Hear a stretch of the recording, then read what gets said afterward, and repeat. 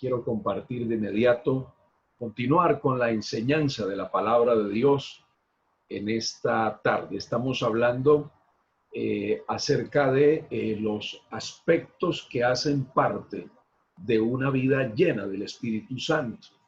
Hoy en nuestra tercera parte de esta enseñanza, bendito sea el nombre del Señor. Así que mis hermanos, vamos a ir de inmediato a la palabra de Dios. Quiero tomar una vez más la palabra del Señor, la carta del apóstol Pablo a los romanos, gloria al Señor, el capítulo 12 de la carta a los romanos. Alabado sea el nombre del Señor. Capítulo 12 de Romanos, versículo 1, gloria a Dios. Hoy está como un poco más lento el internet, mis hermanos, pero esperamos que puedan ustedes escuchar bien. Romanos 12, 1 y 2, dice allí la palabra del Señor.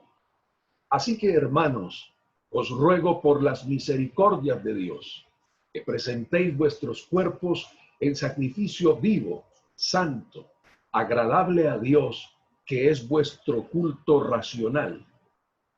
No os conforméis a este siglo, sino transformaos por medio de la renovación de vuestro entendimiento, para que comprobéis cuál sea la buena voluntad de Dios, agradable y perfecta. Amén. Gloria al Señor. Oremos, hermanos. Bendito Dios y Padre que estás en los cielos. Te agradezco inmensamente la oportunidad que me regalas de poder compartir, mi Señor, con mis amados hermanos en esta tarde, este tiempo especial para adorarte, para exaltarte, pero también para meditar en tu palabra, Señor. Te suplico que hables a cada una de nuestras vidas, que nos edifique, Señor amado. Permite, por favor, que tu palabra en esta tarde edifique nuestras vidas, nos fortalezca, Señor. Tu palabra traiga a nuestras vidas esa divina fuerza que necesitamos, Señor, para enfrentar cada una de las dificultades que se presentan en la vida, Dios mío. Ayúdanos a ser valientes, Padre Celestial, a seguir adelante, Señor, con la ayuda, con la gracia tuya, mi Señor. Obra de manera especial, Dios mío. Permite, por favor, que nuestras vidas sean edificadas y bendecidas a través de tu palabra, que tu palabra corra y sea glorificada por cada una de nuestras vidas, oh Dios, en Cristo Jesús. Muchas gracias. Amén. Gloria al Señor. Bien, mis hermanos, continuamos entonces con esta enseñanza que tiene que ver con los aspectos que hacen parte de una vida llena del Espíritu Santo. Estábamos considerando algunos de ellos el jueves pasado y hablamos en primer lugar acerca de la importancia de la confesión. El primer punto que tiene que ver con ser lleno del Espíritu Santo es no dejar acumular los pecados. Hablábamos acerca del valor que tiene la confesión en una vida llena del Espíritu Santo. En segundo lugar, hablamos acerca de la restitución. Decíamos que la restitución tiene que ver con restaurar al dueño legítimo aquellas cosas que hayamos tomado fraudulentamente y que también tiene que ver con pagar interés de algún dinero que se haya robado, por ejemplo. Entonces, estos son los dos primeros aspectos que consideramos acerca, que hacen parte de una vida llena del Espíritu Santo. En tercer lugar, gloria a Dios, encontramos la importancia de presentar nuestro cuerpo como un sacrificio vivo ante Dios. Eso es vital en en la santificación, en la consagración nuestra a Dios. Pasamos entonces ahora a una tercera acción que debemos tomar para vivir para experimentar esa santidad en nuestras vidas. Debemos presentarnos al Señor y presentar nuestros miembros como instrumentos de justicia, como dice la palabra del Señor. Presentar nuestros miembros como instrumentos de justicia. Justamente la carta a los Romanos en el capítulo 6, gloria al Señor. En la carta a los Romanos, el capítulo 6, el versículo 19 dice: hablo como humano, por vuestra humana debilidad, que así como para iniquidad presentasteis vuestros miembros para servir a la inmundicia y a la iniquidad, así ahora, para santificación, presentad vuestros miembros para servir a la justicia, dice la palabra del Señor. Entonces, esto es lo que tiene que ver con esa santidad práctica en nuestras vidas.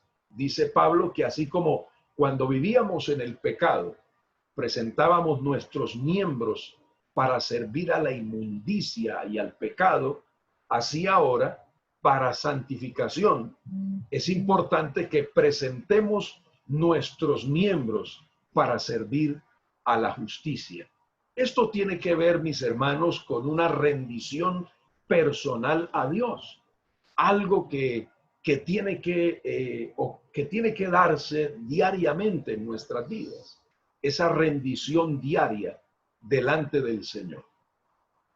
Debe haber una primera vez en que presentamos nuestro cuerpo como sacrificio vivo al Señor, pero luego, y cada día, cada momento, debemos sacrificar el imponer nuestra voluntad y aceptar la voluntad de Dios en nuestras vidas en lugar de nuestra propia voluntad.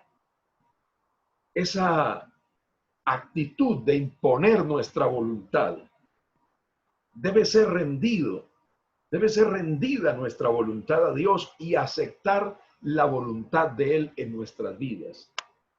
Esto, por supuesto, representa un sacrificio personal. Por eso dice la palabra que debemos presentar nuestro cuerpo como sacrificio vivo al Señor. Y es un sacrificio vivo cuando nos negamos a esas pasiones y a eso que la carne reclama que nosotros hagamos. Cuando nos negamos a esas cosas es cuando estamos haciendo ese sacrificio personal que agrada a Dios. Debemos pasarle el control de nuestra voluntad al Señor, de cederle al Señor el control de nuestra voluntad. Lo que la Biblia dice en los evangelios, negarnos a nosotros mismos y tomar la cruz de Cristo y seguirle a Él. De eso se trata. Eso es lo que tiene que ver con presentar nuestros cuerpos como sacrificio vivo ante Dios. Y así como la confesión de nuestros pecados a Dios nos mantiene limpios, también el tener esa actitud de presentarnos ante Dios nos mantiene disponibles para Dios, para la gloria de Él. Una escritora cristiana que ha captado ese verdadero significado de la consagración, en uno de sus libros expresó lo siguiente. Dice ella: quiero mi vida tan libre del yo, que mi amado Señor pueda entrar y poner sus propios muebles y hacer de mi corazón su hogar. Y como sé lo que esto demanda, cada mañana, mientras todo quieto aún está, entro en el lugar secreto y dejo a Él mi voluntad. Esa primera parte me parece preciosa.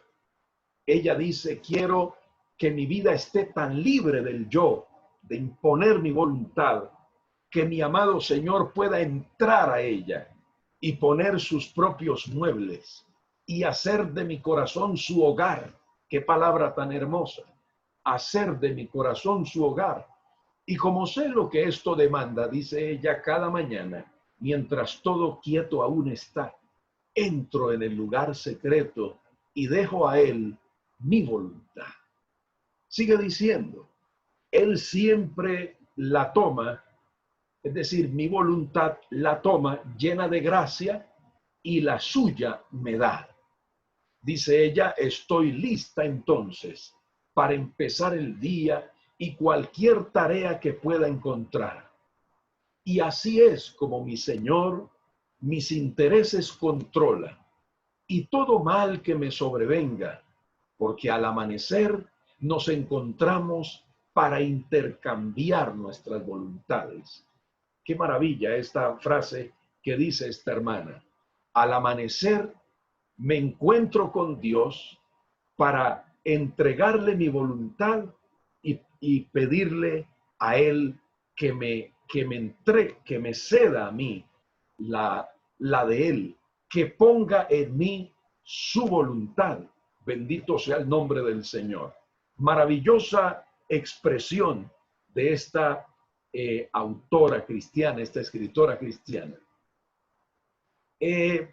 Además de esto que estamos considerando, mis hermanos, que por cierto es muy importante, gloria al Señor, expresiones de personas que se encontraron con Dios y que mostraron en su vida un ejemplo de lo que es la consagración y la rendición al Señor. No sé si ustedes alguna vez escucharon hablar de un hombre de Dios muy reconocido llamado George Muller, aquel hombre que emprendió un trabajo titánico alimentando huérfanos en esos tiempos de la Segunda Guerra Mundial. Un hombre de una fe tremenda, que de George Muller son muchos los testimonios que hay acerca de lo que este hombre hizo por la fe en el Señor. Bendito sea el nombre del Señor. Yo quisiera, de pronto para los que no han tenido la oportunidad de conocer algo acerca de la vida de Jorge Muller o de George Muller, este hombre de Dios, que es sobre todo reconocido como un hombre de fe. Yo quisiera compartir con ustedes un video, mis hermanos, donde podamos mirar acerca de la vida de este varón de Dios. Bendito sea el nombre del Señor. Vamos a ver si es posible. Gloria a Dios.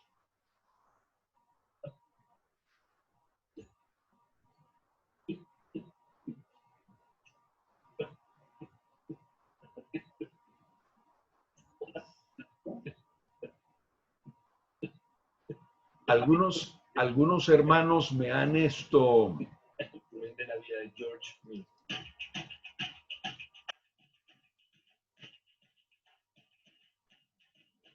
Algunos hermanos me han escrito acerca de cómo el Internet hoy está como fallando mucho. Entonces parece que hay dificultades, hermanos, con respecto al Internet. Voy a intentarlo una vez más.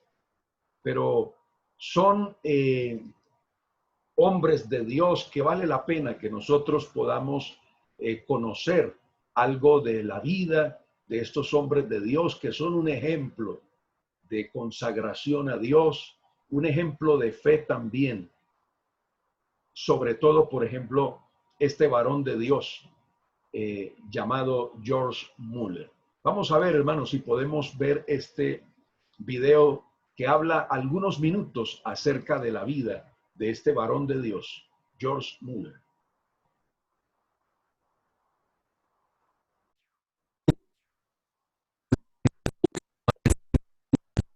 También lideró el establecimiento de 117 escuelas que ofrecían educación cristiana a más de 120,000 niños. Pasaba horas en oración y lectura de la Biblia diariamente. Para cuando llegó a ser adulto, construyó el hábito de leer toda la Biblia 4 veces al año. Bienvenidos a este resumen de la vida de George Mueller.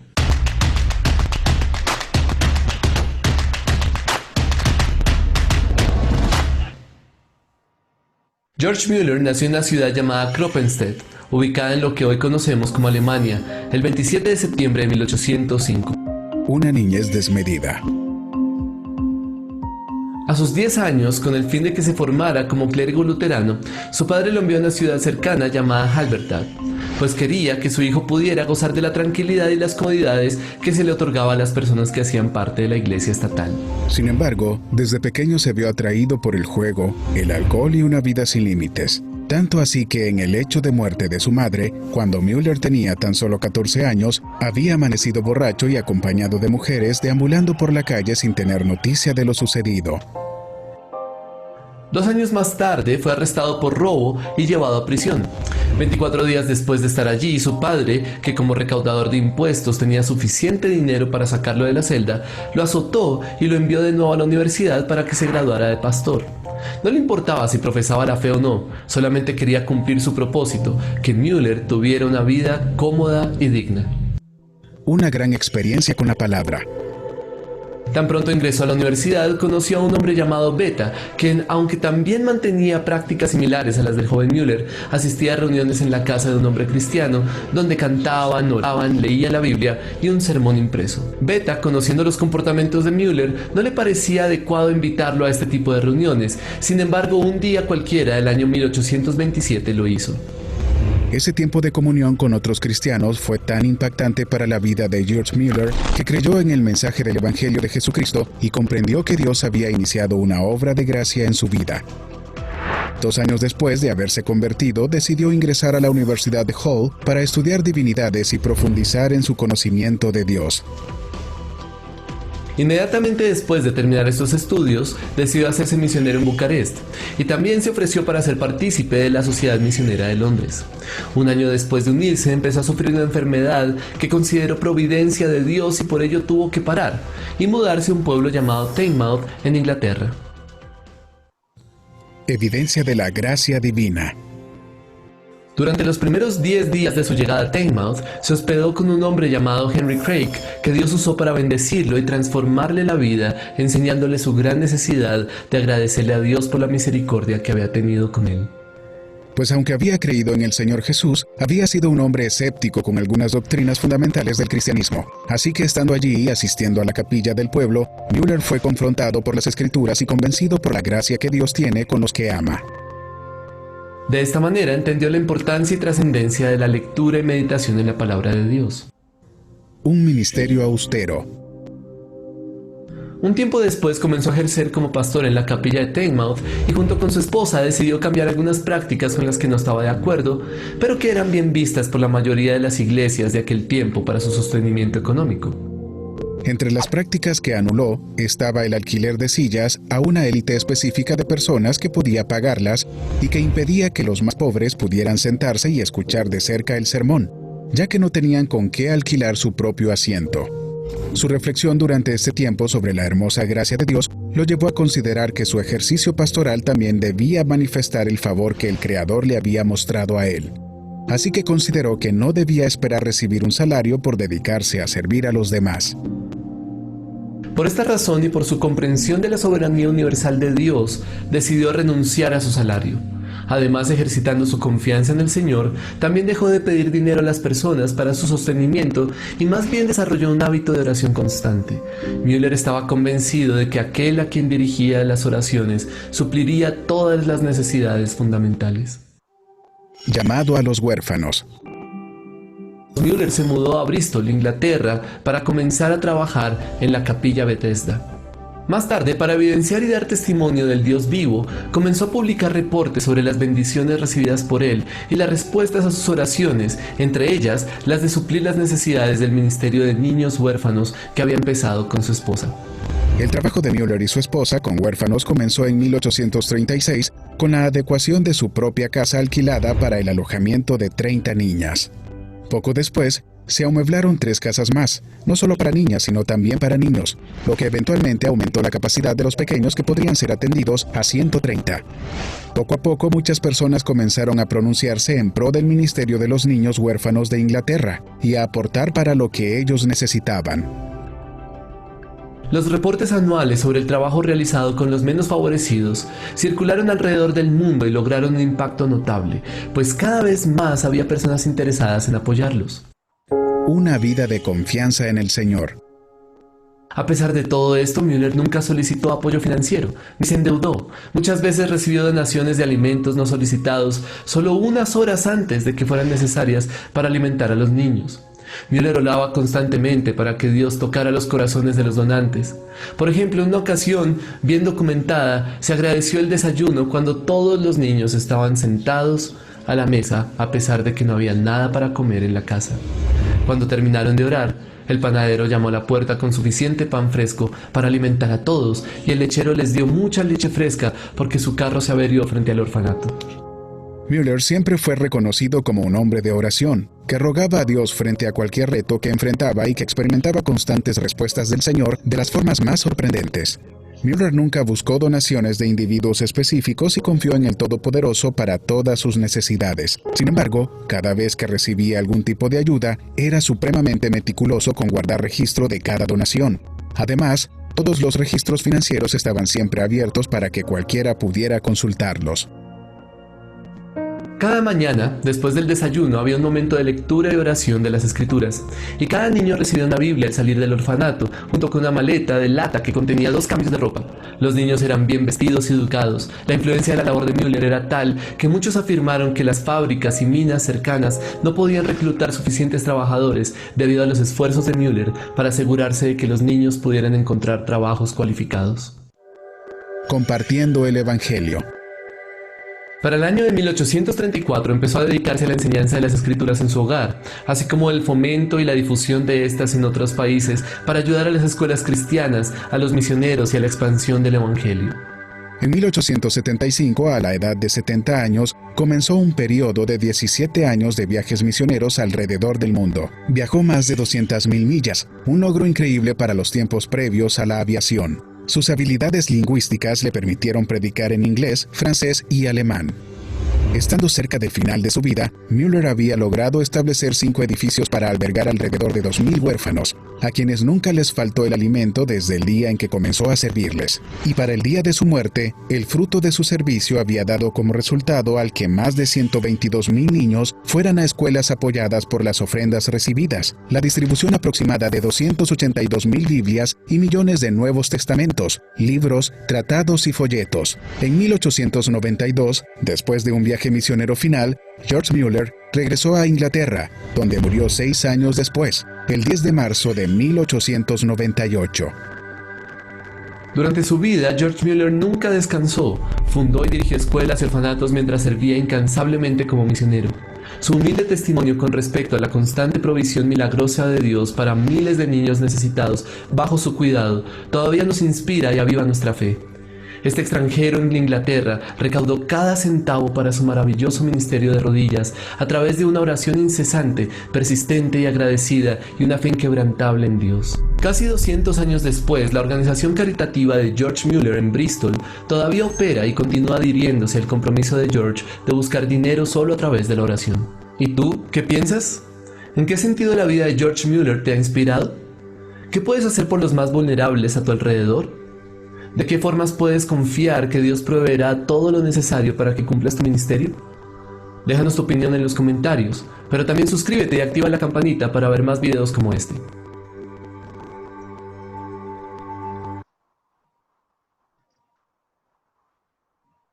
Bien, hermanos, ese es el hermoso testimonio de la vida de George Müller, una vida de fe y de rendición al Señor.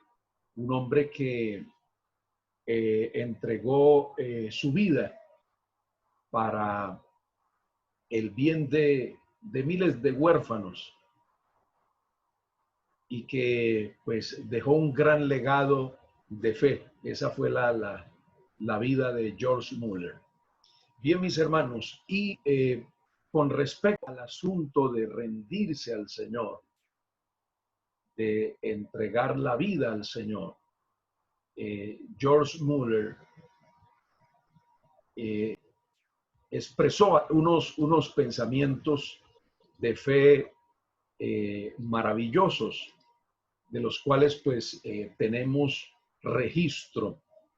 Se dice que en alguna ocasión, cuando preguntaron a George Mueller cuál es el secreto de la gran obra y de las maravillas que Dios ha hecho por medio de usted, le preguntaron a él. Mueller miró un momento para arriba y luego bajó la cabeza más y más hasta tenerla casi entre sus rodillas. Guardó silencio un breve momento y luego dijo: hace muchos años llegó un día de mi vida en el que George Mueller murió. De joven yo tenía muchas ambiciones, pero llegó el día en que moría todas estas cosas y dije: de ahora en adelante, Señor Jesús, no mi voluntad, sino la tuya. Y desde aquel día, Dios comenzó a obrar en y por medio de mí, dijo Mueller. Hermosas palabras que expresan, por supuesto, la rendición a Dios que este hombre de fe tuvo en su vida.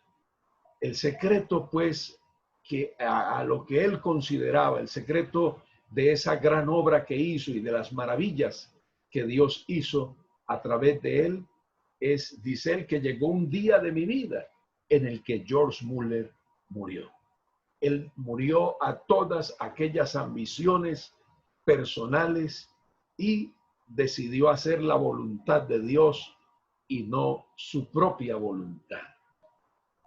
Otro hombre de Dios muy conocido, llamado el general Booth, William Booth, un hombre de Dios que fundó lo que mundialmente es conocido como el Ejército de Salvación, un hombre que amaba la obra evangelística. William Booth dijo lo siguiente: cuando era un chico de 17 años, decidí que Dios tuviera todo lo que había de William Booth. Es decir, que este hombre decidió entregar su vida entera a Dios, con una entrega total y completa al Señor, y ese es el resultado.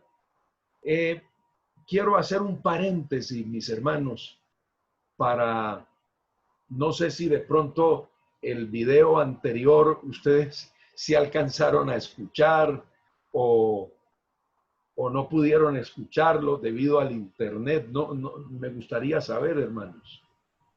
Pastor, se vio bien y se escuchó bien. Sí, muy bien. Porque es que yo también lo escuché muy bien, gracias.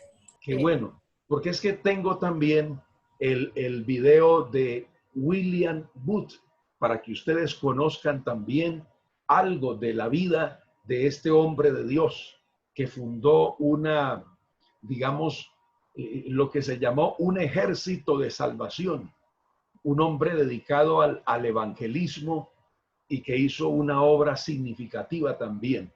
Entonces, ¿qué les parece si también vemos un poco de la vida de este hombre de Dios? Es que he querido, hermanos, traer este video también para que ustedes conozcan de la vida de estos hombres de Dios del pasado que dejaron un ejemplo de fe, de entrega, de amor por el Señor, de amor por la obra de Dios, y que nos inspiran mucho las vidas de estas personas. Bendito sea el nombre del Señor. Sus vidas son inspiradoras, son una inspiración para todos aquellos que de una manera o de otra servimos al Señor.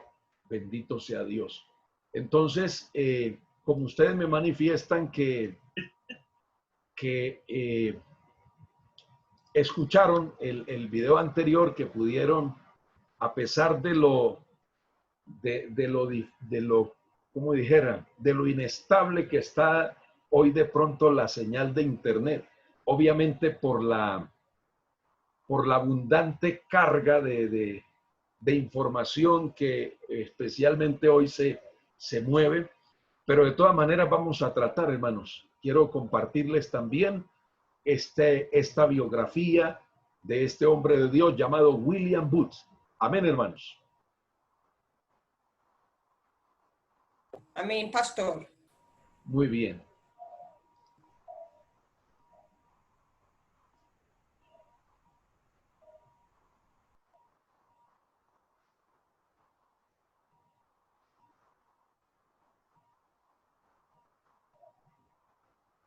Mil personas le rindieron honores y 40.000 más, incluyendo miembros de la realeza, asistieron a su funeral.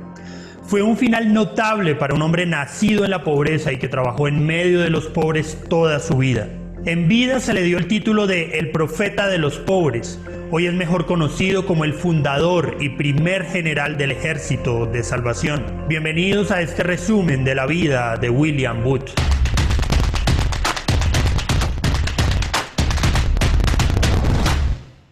William Booth nació en Nottingham el 10 de abril de 1829, hijo de Samuel Booth y su segunda esposa. Sus padres no eran creyentes, pertenecían a la clase trabajadora y contaban con poca educación. William tuvo 3 hermanas, Anne, Emma y Mary, y un hermano mayor, Henry, quien murió a los 2 años de nacido.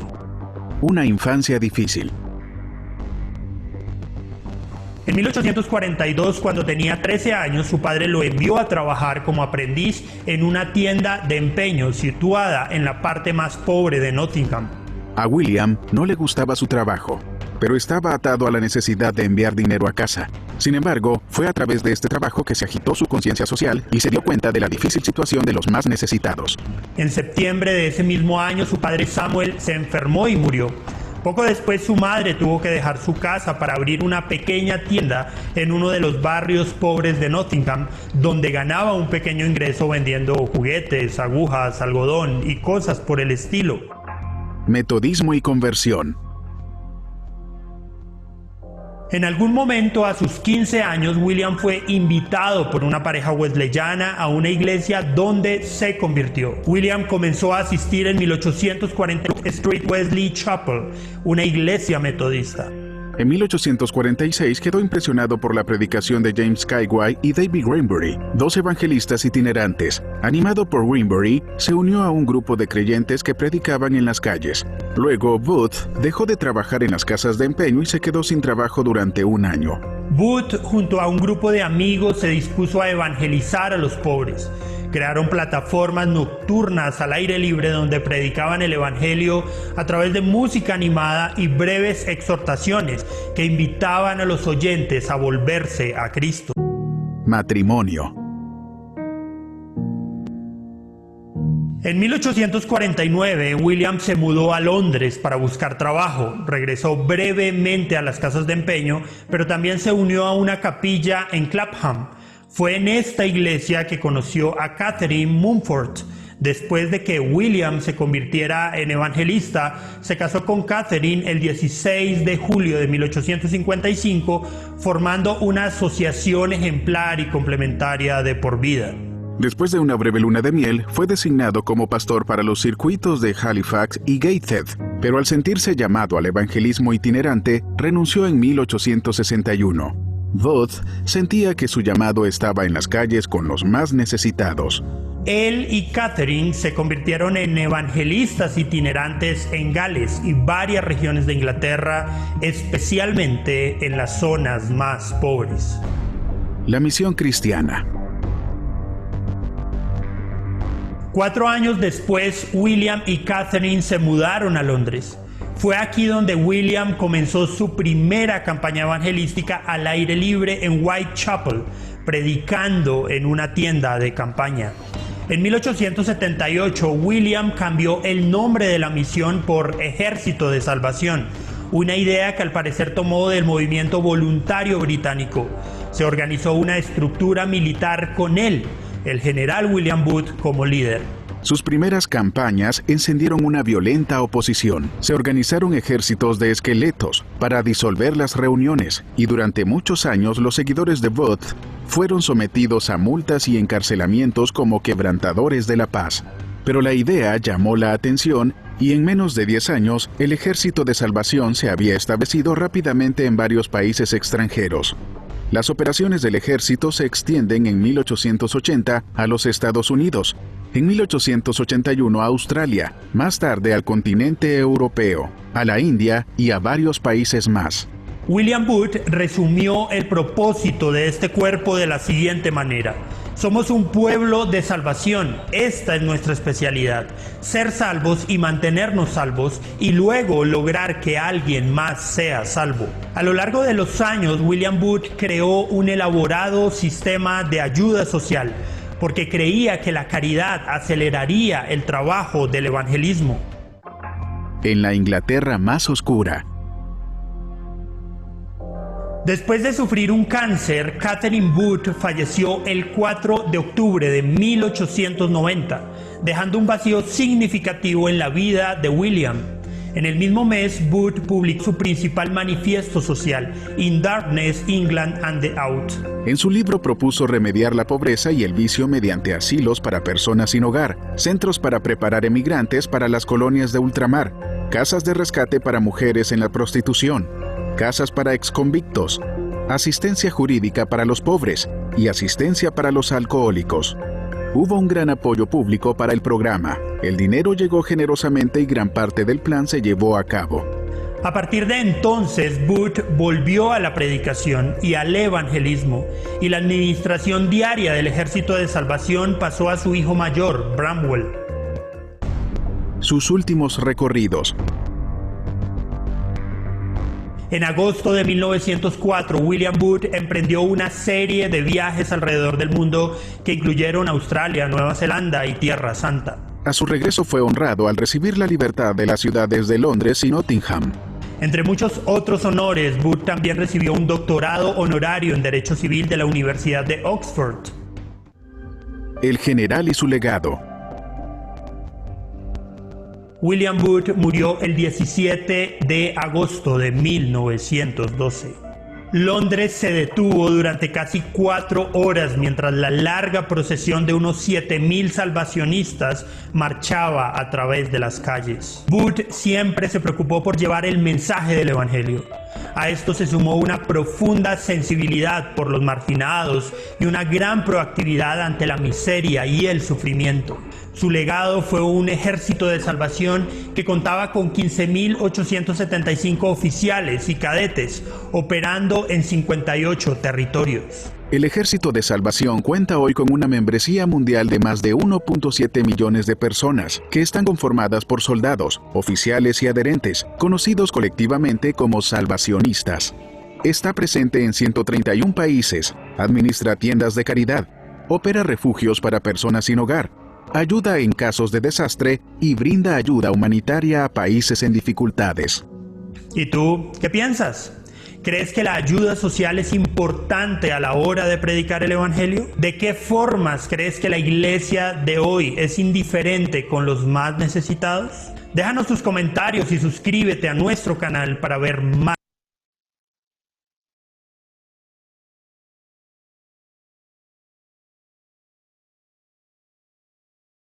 Bien, mis hermanos, esa es la biografía de William Booth, también un hombre que hizo una obra de fe en muchos lugares del mundo, a tal punto que hoy se encuentra en 131 países del mundo. Impresionante esta obra, mis amados hermanos, que se ocupa de predicar la palabra de Dios, de ofrecer ayuda a los más necesitados. Una obra muy significativa, sin duda, la que hizo este hombre de Dios llamado William Booth. Bendito sea el nombre del Señor. Bien, mis hermanos, continuamos entonces. Y el cuarto punto, que tiene que ver con una vida llena del Espíritu Santo, tiene que ver con saturar nuestra vida con la palabra de Dios.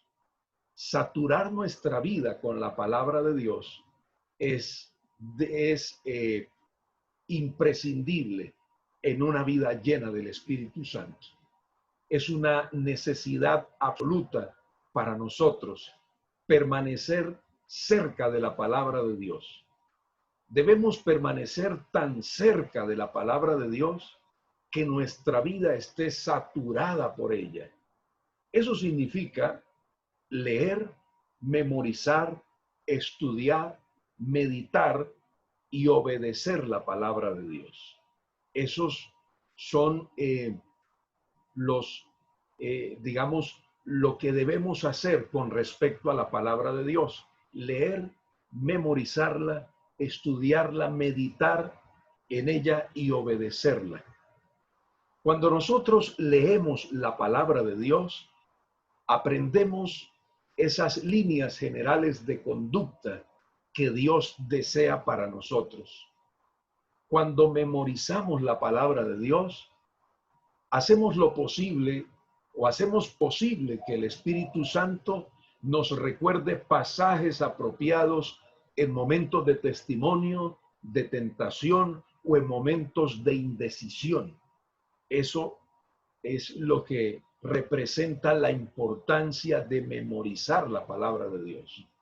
Al estudiar la palabra de Dios, nos libramos de falsas doctrinas y de falsas expectativas, porque vamos a tener un conocimiento preciso de las Sagradas Escrituras. Al meditar sobre ella, sobre la palabra de Dios, somos transformados al contemplar a aquel de quien ella nos habla, de nuestro Dios. Y cuando obedecemos la palabra de Dios, somos conducidos por caminos de justicia. Esos son los beneficios que nosotros encontramos al obedecer la palabra de Dios. Entonces, lo que debemos hacer con respecto a la palabra de Dios es leerla, memorizarla, estudiarla, meditar sobre ella y obedecerla. Si nosotros incluimos estas 5 cosas en nuestra vida, vamos a ser muy bendecidos, hermanos míos. Y cuando hacemos estas 5 cosas, pues por supuesto que nuestra vida va a ser transformada y vamos, por supuesto, y la experiencia de la santidad no será una experiencia lejana para cada uno de nosotros. El salmista reconoció la estrecha relación que existe entre la santificación y la palabra de Dios. Y por eso escribió ese hermoso verso que dice: ¿con qué limpiará el joven su camino? Con guardar tu palabra. Salmo 119:9. Y en el versículo 11 de ese Salmo 119, el más largo de la Escritura, dice: en mi corazón he guardado tus dichos para no pecar contra ti. Entonces, la palabra de Dios tiene una relación indisoluble con nuestra vida de santidad, con la santificación. Y el Señor Jesucristo confirmó ese vínculo que existe entre la palabra y la santificación cuando Él dijo: santifícalos en tu verdad, tu palabra es verdad. Esa relación es contundentemente expresada en las frases de aquel famoso evangelista Dwight L. Moody. Moody expresó lo siguiente, refiriéndose a la Biblia, a las Sagradas Escrituras. Moody dijo: ¿este libro te alejará del pecado o el pecado te alejará de este libro? Hay 2 cosas que Dios no puede separar: el polvo sobre la Biblia y el hielo en el corazón. Tremendas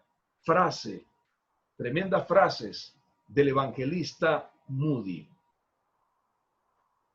Hay 2 cosas que Dios no puede separar: el polvo sobre la Biblia y el hielo en el corazón. La vinculación entre ser lleno del Espíritu y de la palabra está clarísima en la Escritura. Es evidente que existe una relación estrecha entre ser lleno del Espíritu Santo y mantener una conexión permanente con la palabra de Dios. Bendito sea el Señor. En Efesios capítulo 5, Pablo dice que la plenitud del Espíritu Santo va seguida de lo siguiente. En el versículo 19 dice: hablando entre vosotros con salmos, con himnos y cánticos espirituales, cantando y alabando al Señor en vuestros corazones. Me llama la atención, mis hermanos, que la Biblia deje claro que se trata de cánticos espirituales, porque hay otra clase de música que no tiene nada que ver con la llenura del Espíritu Santo, sino que alimenta las pasiones de la carne y aleja a las personas de la comunión con Dios, enfría sus corazones. La Biblia dice, hablando entre vosotros con salmos, con himnos y con cánticos espirituales, y dice, cantando y alabando al Señor en vuestros corazones. Eso significa que podemos expresar una alabanza a nuestro Dios sin necesidad de que nuestra voz se escuche. Podemos meditar en una alabanza, en un cántico espiritual dirigido a nuestro Dios.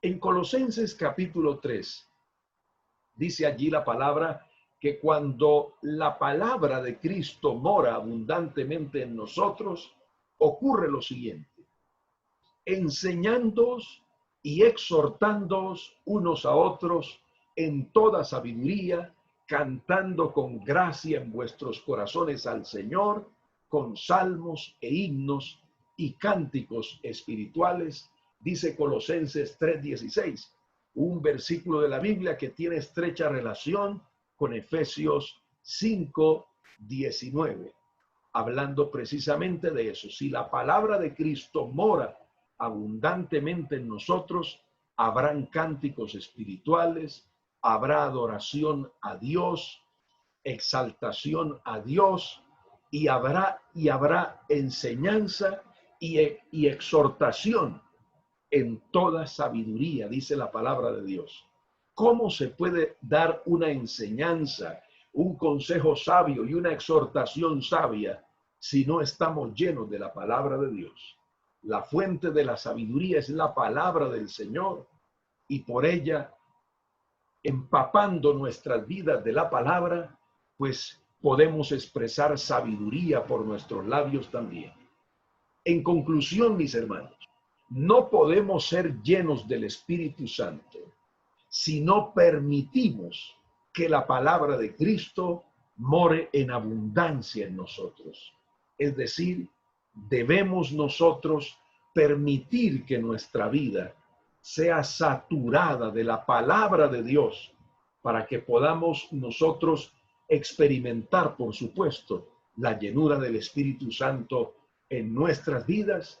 Tiene mucho que ver, mis hermanos, con el saturar nuestras vidas con la palabra del Señor. Bendito sea Dios. Quisiera preguntarles algo, mis hermanos.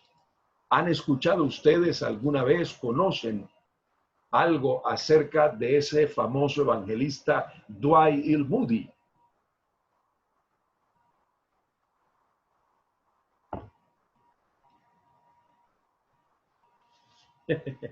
Se dice que Moody es el evangelista más grande de los últimos tiempos, un hombre que se dedicó enteramente a esa preciosa obra evangelística.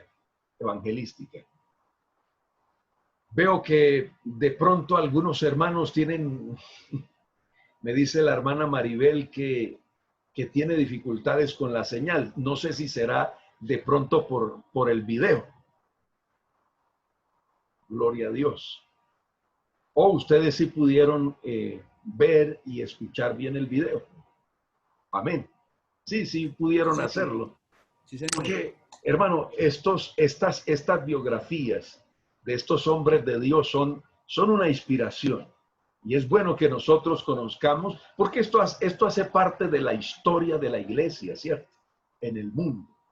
Y de cómo Dios ha obrado a través de hombres que se han rendido a Él para hacer cosas maravillosas. Bueno, pues entonces, ¿qué les parece, mis hermanos? Si también vemos el video de la biografía de ese gran hombre de Dios llamado Dwight Moody. Vemos entonces la biografía de Moody. Bueno, vamos a ver entonces el video de la biografía de ese gran hombre de Dios, Dwight Moody. Muy bien. Gloria a Dios.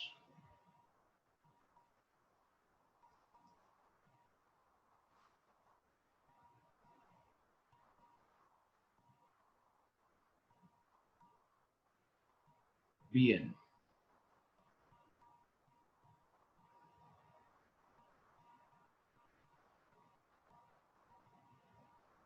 No sé si lo...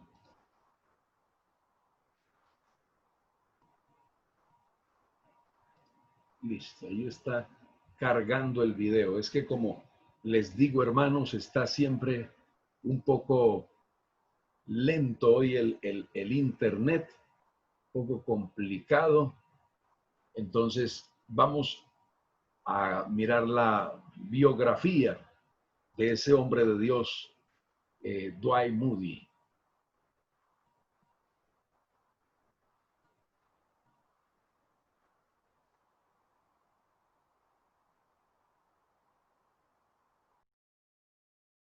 Con su gran energía física, astucia natural, confianza en sí mismo y optimismo permanente, este hombre podría haberse convertido en un gigante industrial como John Rockefeller. En cambio, se convirtió en uno de los grandes evangelistas del siglo XIX. Bienvenidos a este resumen de la vida de Dwight Lyman Moody.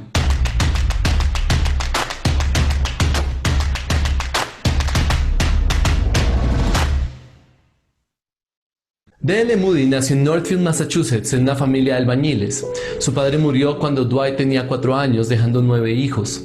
Su madre nunca alentó a Dwight a leer la Biblia, y él solo adquirió el equivalente a una educación de 5º grado. A los 17 años, Dwight se mudó a Boston. Después de buscar oportunidades por toda la ciudad durante semanas, consiguió un trabajo como vendedor de zapatos en la tienda de su tío.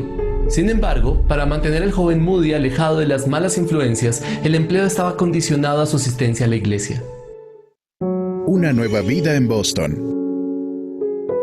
Mientras estaba en Boston, Moody asistió a la iglesia congregacional Mt. Vernon para escuchar la predicación del famoso Edward Norris Kirk. Su maestro de escuela dominical en Mt. Vernon, llamado Edward Kimball, empezó a interesarse en la vida espiritual del joven Moody. Así que el 21 de abril de 1855, Kimball sintió que era hora de pedirle a Moody un compromiso con Cristo. Por lo tanto, se dirigió a la zapatería y entró corriendo mientras Moody estaba envolviendo y guardando zapatos. El joven estaba listo para escuchar sobre el Evangelio. Ese día, D.L. Moody se hizo cristiano. Pero pasó un tiempo antes de que Moody entendiera las implicaciones de su fe. De hecho, al principio se le negó la membresía de la iglesia porque no aprobó el examen de ingreso, ya que no podía explicar lo que Cristo había hecho por él. Pero su corazón había cambiado, no se avergonzó de ser cristiano y siguió aprendiendo más sobre su fe. Durante el renacimiento espiritual de 1857 y 58, Moody se involucró en el YMCA, Young Men's Christian Association. De camino al oeste. Sin embargo, pronto se cansó de Boston y llevó sus sueños al oeste, a Chicago. Sus maneras atrevidas eran mucho más aceptadas allí y logró conseguir otro trabajo como vendedor de zapatos. También se involucró en algunos esfuerzos evangelísticos. Una vez entró en una misión en North Wells Street y preguntó si podía enseñar una clase de escuela dominical. Le dijeron que la misión tenía muchos maestros, pero no suficientes estudiantes. Si podía llevar el evangelio a los estudiantes, podría enseñarles. Esto no fue un problema para Moody. Así que pronto le estaba mostrando el evangelio a multitudes de jóvenes escépticos. Para 1861 había dejado su trabajo de vendedor de zapatos para concentrarse en el trabajo social y evangelístico. A través de su labor empezó a atraer a los niños de la clase baja de inmigrantes alemanes y escandinavos a su misión, con dulces y paseos en pony, y atrajo a los adultos mediante reuniones de oración por la noche y clases de inglés. Constantemente decía que, si realmente puedes hacer que un hombre crea que lo amas, lo has ganado. Mientras desarrollaba su labor, conoció y luego se casó con una de las maestras de escuela dominical llamada Emma C. Revel, con quien tuvo 3 hijos. Presencia y poder. Como presidente de la YMCA de Chicago durante 4 años, Moody defendió causas evangelísticas como la distribución de tratados por toda la ciudad y celebró reuniones diarias de oración. Durante la Guerra Civil, se negó a luchar, pero trabajó a través de la YMCA y la Comisión Cristiana de los Estados Unidos para evangelizar a las tropas. En todo esto, trató de mezclar el trabajo social con el evangelismo. De 1861 al 65, ministró en campos de batalla y en toda la ciudad, estado y país a miles de soldados, tanto de la Unión como de la Confederación. El deseo de Moody era llegar a la juventud perdida de la ciudad, los niños con poca o ninguna educación, con situaciones familiares desfavorables y circunstancias económicas difíciles. Pronto la escuela dominical superó el salón utilizado como sala de reuniones. A medida que las clases crecieron, los asociados alentaron a Moody a comenzar su propia iglesia. Finalmente, el 28 de febrero de 1864, la Illinois Street Church abrió en su propio edificio con Moody como pastor. Para 1871, el ministerio de Moody en Chicago era cómodo, seguro y próspero. Había pensado en viajar como evangelista, pero ¿por qué dejar una posición tan cómoda? El gran incendio de Chicago lo hizo cambiar de opinión. Su iglesia, su hogar y la YMCA estaban en cenizas, al igual que los negocios de muchos de sus apoyadores. Resultó difícil recaudar dinero en otras ciudades para reconstruir el ministerio de Chicago, por lo que Moody partió. Viajó a Nueva York en busca de recaudar fondos para reconstruir la iglesia y el YMCA, pero mientras caminaba por Wall Street sintió lo que describió como presencia y poder, como nunca antes había conocido, tanto que lloró en voz alta. Así que regresó a Chicago con una nueva visión: predicar el reino de Dios, no el trabajo social, cambiaría el mundo. Ahora dedicó sus inmensas energías únicamente a la evangelización. Las cruzadas evangelísticas. En 1873 se dirigió a Inglaterra. Sus reuniones evangelísticas tomaron por sorpresa las Islas Británicas. La visita de Moody causó una impresión duradera e inspiró a los laicos de toda la región a comenzar ministerios infantiles y escuelas de capacitación ministerial para mujeres. Después de 2 años en Inglaterra, Escocia e Irlanda, regresó a los Estados Unidos como una celebridad. Fue invitado a predicar en muchas ciudades americanas. Él predicó un evangelio simple, libre de divisiones denominacionales, lo que amplió su influencia y apoyo. Inmediatamente se iniciaron las cruzadas. Durante estas cruzadas, Moody fue pionero en muchas técnicas de evangelismo, como un grupo de evangelistas de casa en casa antes de una cruzada, un enfoque interdenominacional que requería la cooperación de las iglesias locales y de los líderes evangélicos laicos, independientemente de las afiliaciones denominacionales. Apoyo financiero por parte de la comunidad empresarial, alquiler de un gran espacio central, intervención de un cantante cristiano durante la cruzada y el uso de un espacio para aquellos que deseaban conocer el evangelio. Pasión y compromiso por la educación cristiana. En 1879, Moody dirigió su atención hacia la educación, estableciendo el seminario Northfield para niñas, luego la escuela Mount Hermon para niños. Comenzó las conferencias bíblicas de verano y un instituto bíblico que ahora lleva su nombre. Al principio temía competir con los seminarios existentes, pero veía cada vez más la necesidad de una capacitación práctica en el ministerio. Su objetivo era entrenar predicadores que pudieran llevar la verdad de Dios a las masas que la necesitaban. Alternando entre Europa y América, Moody realizó numerosas campañas evangelísticas ante más de 100 millones de personas. En sus reuniones de 1883 en Cambridge, Inglaterra, 7 estudiantes universitarios, los famosos Cambridge 7, se comprometieron a convertirse en misioneros en China bajo el ministerio de Hudson Taylor. Moody aprovechó cada oportunidad para predicar. Cuando los gerentes de la Exposición Mundial de 1893 en Chicago decidieron mantener la feria abierta los domingos, muchos líderes cristianos pidieron un boicot, pero Moody no. Él dijo: abramos tantos lugares de predicación y presentemos el evangelio de manera tan clara que la gente quiera venir a escucharlo. En un solo día, más de 130,000 personas asistieron a reuniones evangelísticas coordinadas por Moody. Su legado. La visión de Moody de presentar el evangelio de manera práctica y sencilla ha continuado en las instituciones que llevan su legado. El Instituto Bíblico Moody, por ejemplo, continúa entrenando a pastores, misioneros y otros trabajadores de la iglesia. Pero la influencia de Moody se ha extendido mucho más allá de eso. Fue un precursor de evangelistas como Billy Sunday y Billy Graham, y el aspecto social de su evangelismo ayuda a inspirar un compromiso profundo con el ministerio social entre los evangélicos. Finalmente, Moody lanzó otro trabajo más, la Asociación Colportage, más tarde llamada Moody Press, una organización que utilizaba vagones del Evangelio tirados por caballos, desde donde los estudiantes vendían libros y tratados de bajo costo en todo el país. La organización continúa operando hasta hoy. Al final de su vida, Moody continuó evangelizando en todo Estados Unidos, a menudo predicando en las principales ciudades y en varias universidades. A pesar de un horario incansable, por ejemplo, predicó 6 sermones al día solo un mes antes de morir. Le encantaba pasar tiempo con sus hijos y nietos en su granja de Northfield, Massachusetts, donde murió el 22 de diciembre de 1899. Dwight Moody vivió una vida completamente rendida a Dios, cuyos hábitos de oración fueron siempre un ejemplo. También fue un estudioso profundo de las Escrituras y una pasión más que admirable por los perdidos. Además de esto, fue un gran administrador que no usó el dinero para sí mismo, sino que lo invirtió de todas las formas que tuvo a su alcance para la extensión del reino de Dios. ¿Y tú, qué piensas? ¿De qué formas crees que Dios puede despertar la pasión por los perdidos entre los cristianos de nuestro tiempo?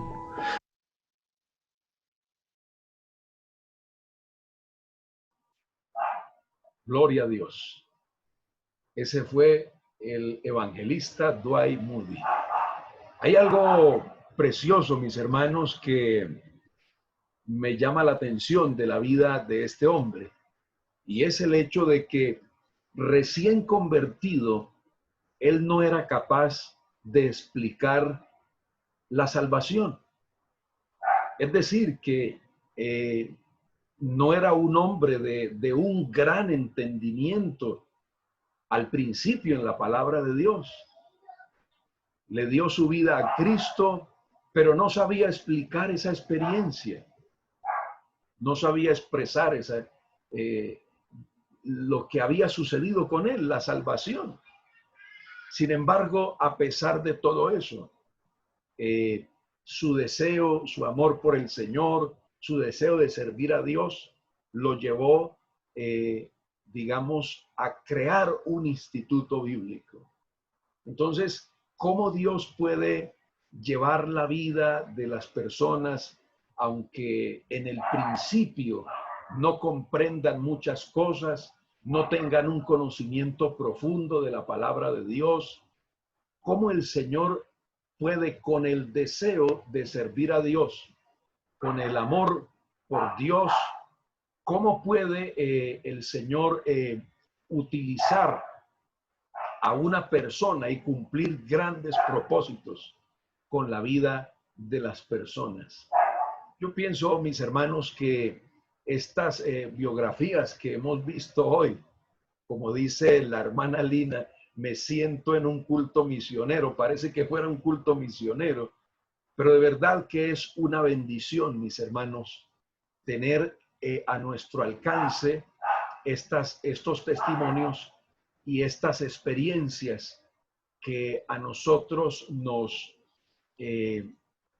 motivan y nos inspiran para amar y para servir al Señor. Hemos visto hoy la importancia de saturar nuestra vida con la palabra de Dios, la importancia de rendirnos al Señor, que definitivamente es algo que nos corresponde hacer y que nosotros podemos al rendir nuestra vida a Dios, experimentar nosotros la gloria de Dios en nuestras vidas, lo que el Señor puede hacer por cada uno de nosotros.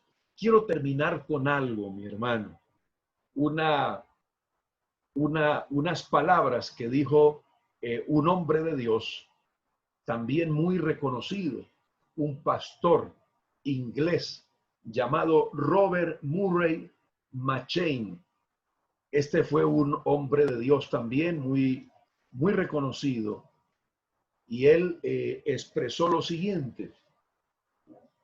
Decía este pastor McCheyne: creo que Dios podría santificar sin la palabra. Hizo santos a los ángeles sin ella, e hizo a Adán santo sin ella, pero no lo hace ahora. Así como una madre alimenta a su niño, Jesús toma un alma y la alimenta con la leche de la palabra. Es decir, que es vital, importantísimo, ese alimento de la palabra de Dios.